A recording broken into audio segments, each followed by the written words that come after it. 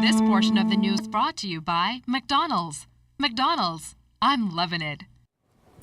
24 people are lucky to be alive tonight following a hard landing over in Abaco this afternoon. We're told that none of the 21 passengers or 3 crew members on board the Sky Bahamas flight, which was heading into Marsh Harbor from Fort Lauderdale, were injured, though. Investigators have been on the ground since around 2 o'clock this afternoon. But civil aviation officials tell ZNS News that the plane's nose gear apparently collapsed upon landing in a heavy rainstorm. A passenger on the flight who spoke with ZNS News on the condition of anonymity claimed that once the plane made contact with the runway, the aircraft bounced about 20 feet into the air. Now, the passenger said once the plane landed, it bounced again, but this time a little higher. Upon landing a third time, the passenger told ZNS News the right wing broke and the plane later veered off the runway.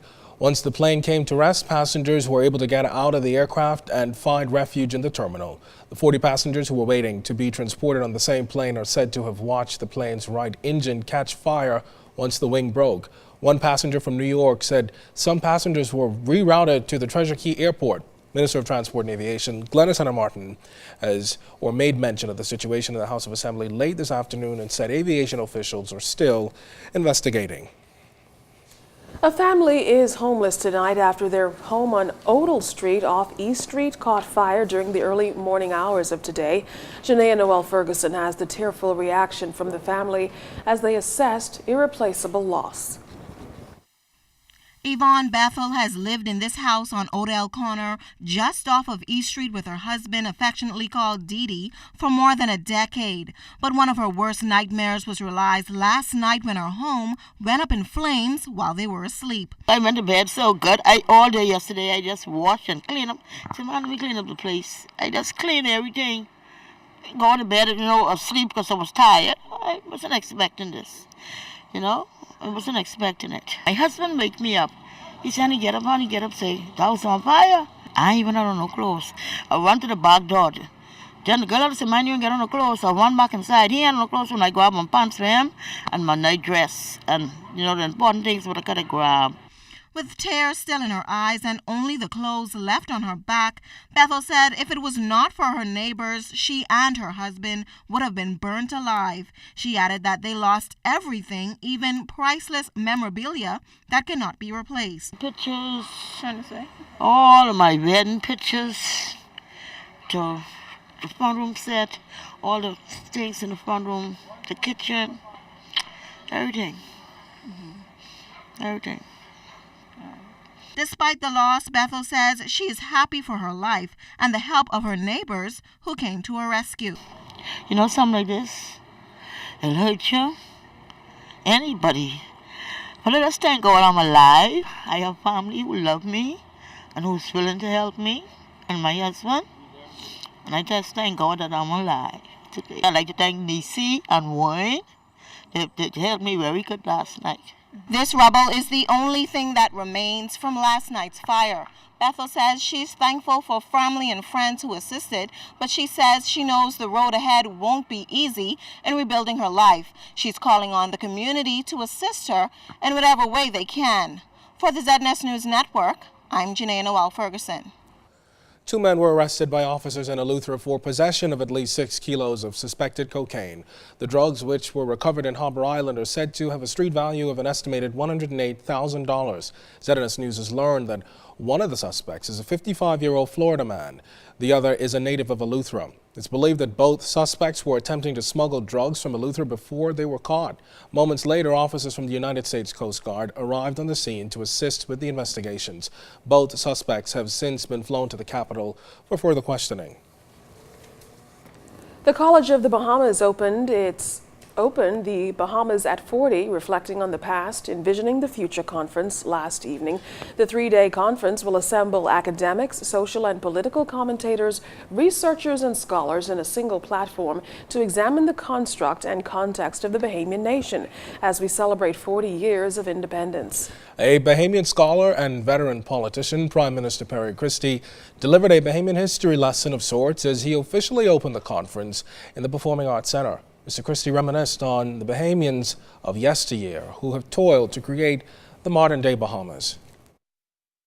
lift their names up so children of the Bahamas can be inspired by the example of those who have gone before them, whose road was rough and rocky, but who never gave in, who never gave up, and they went on to achieve mightily and made their mark in life. So if they could have done it, we could do it even easier today. That has to be constantly. That has to be the theme of what we do over the next several days. Prime Minister Christie also detailed his recent meetings with United States Vice President Joe Biden and Chinese President Xi Jinping, which catapults his intentions to position the Bahamas on the global platform. Our challenge is, how do we, given the relationships we have with the world, chart a course that will be respected by our friends and respected by those who are not yet our friends. Bahamians must have a stake in it. You must be interested in it. So when someone from the embassy is robbed, you must know that it follows like day. Coming up in sports, hear about the road to recovery for a female basketball player. And what's the link between the Family Island developments and CARICOM? Well, the CARICOM ambassador explains. You're watching the Bahamas Tonight. This portion of the news was brought to you by McDonald's. McDonald's, I'm loving it.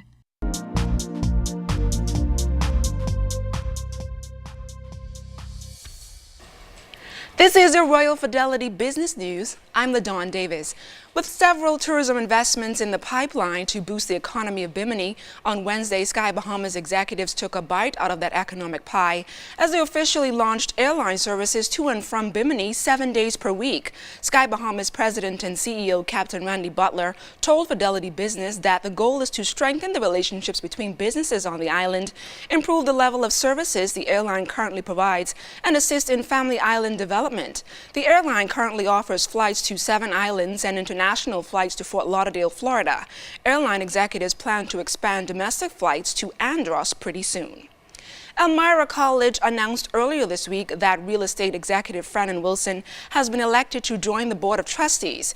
Mr. Wilson follows his father, Mr. Franklin Wilson's commitment to Elmira College.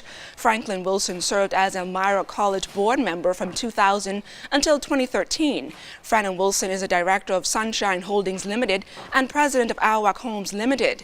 He earned his bachelor's degree in business from Elmira College in 1997.